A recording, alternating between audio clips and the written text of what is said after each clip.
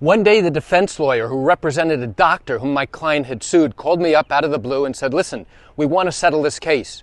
Find out why, when I kept telling the defense attorney no, no, no, and no, when he kept calling me repeatedly over many, many months, why my saying no, no, no ultimately got the case settled. You want to know what this is all about? Come join me for a walk around the lake as I share with you the answer to that question. Hi, I'm Gerry Oginski. I'm a New York medical malpractice and personal injury attorney. This was a substantial medical malpractice case. My client suffered significant harm and injury and now is in the process of suing her doctor who caused her these particular injuries. We had qualified medical experts, multiple experts, who confirmed that we had a valid and meritorious case. And in case you're unaware, in New York, we are required to have medical experts before going ahead and starting a lawsuit on behalf of an injured patient. So now, during the course of the lawsuit, during the discovery process, I get a call out of the blue from the defense attorney, someone who I'd worked with in the past, a very good, experienced trial lawyer. And he called me up and said, listen, we've evaluated this case. We believe that this case should be settled. I'd like you to make me a demand. Give me a demand on this case so we can settle this case. And I said to him, no, thank you, but no, I'm not making a demand. So he said, I don't understand. I want to go back to the insurance carrier, the doctor's insurance company, and let them know what your demand is so we can begin the settlement process. I said, no, I'm not ready. I will let you know when I am ready. He said, okay. 2 months later, the defense attorney calls me, the same one who called me before, and said, listen, we've been conferencing this case with our principals, with the defense insurance company, and we want to settle this case. Can you please give us a demand? My response was, no, I'm not going to give you a demand. I'm not ready. My client is not ready. My client is still undergoing medical care and treatment. I have been told that my client will require multiple surgeries to correct this problem, and even then, there is no guarantee of any improvement here. So I'm not prepared to go ahead and enter into any settlement discussions with you at the present time. As I get more medical records and as I speak to the patient's treating doctors, I will be happy to come back to you, and at some point, at the appropriate time, I will give you a demand in order to try and resolve this case. Okay, so we left on good terms. 2 months later, again, almost like clockwork, this defense attorney calls me once again. Gerry, I had this on the calendar. I know you said you were waiting for your client and you were waiting to see medical records, but we've been discussing this again with the insurance carrier, and we would like to get this off our books and move on. The doctor would like to move on.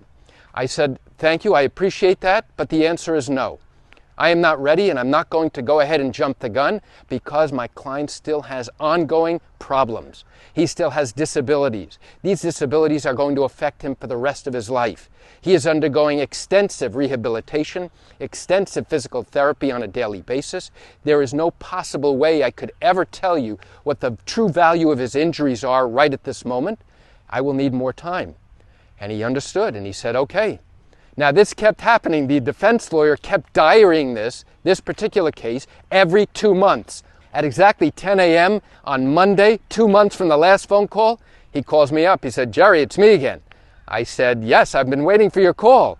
And he was all expectant. He was all excited. He thought now I was going to give him a settlement demand, and we could start negotiating. He said, listen, I'm waiting for your settlement demand. Do you have one? I said, no, I do not. He said, really, after all this time?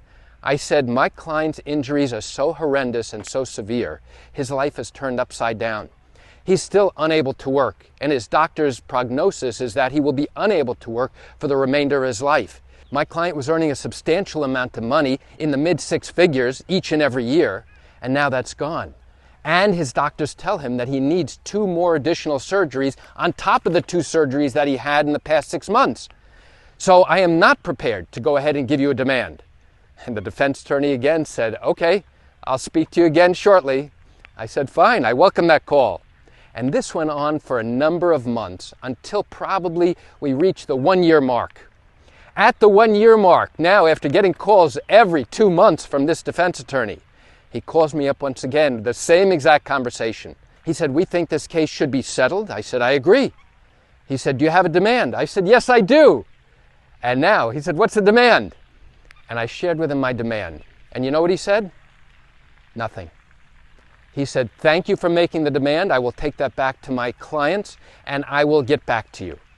Now, what's interesting is that normally when we make a demand, a settlement demand, to the opposing attorney, they will often have some type of response. Either it's a knee-jerk response that basically minimizes or basically laughs at our settlement demand, where they say, oh, give me a break, there's no way that this case is worth that much. They usually make some derogatory remark claiming that the demand we're making is so out of line and so out of the ballpark with the value of these injuries. But in this instance, there was no such comment. There was nothing derogatory.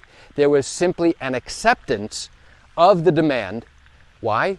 In my mind and in my opinion, it's because they recognized how substantial my client's injuries were, as well as the fact that my client needed to have ongoing medical care and treatment, and that the treatment was substantial and very significant. And you should also know that prior to this call, I had obtained all of my client's medical records up to that date, and I had given copies of them to my opponent, to the defense lawyer. And why would I do that? I did that because, number one, they are entitled by law to receive that as part of the lawsuit process. But more importantly, for settlement purposes, I wanted the defense to see exactly what we were seeing. And once I believed that they recognized and read through those records, they would truly understand that my client's injuries were so substantial that they would never scoff or make derogatory comments about the demand that we were making in this case. And it was a very substantial demand. Was I able to ultimately settle the case favorably for my client? The answer is yes, I was.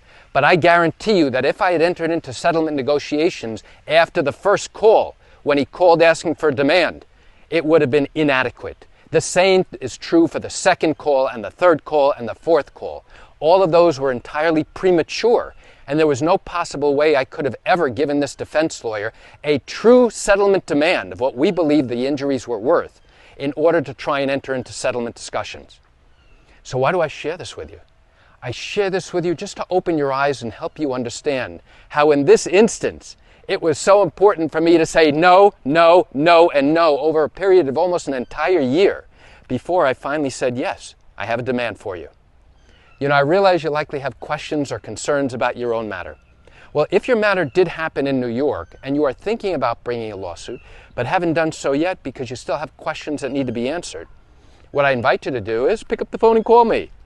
You know, I answer questions like yours every single day, and I'd love to chat with you. You can reach me at 516-487-8207 or by email at Gerry, Gerry, at Oginski-law.com. That's it for today's video. I'm Gerry Oginski. Have a fantastic day.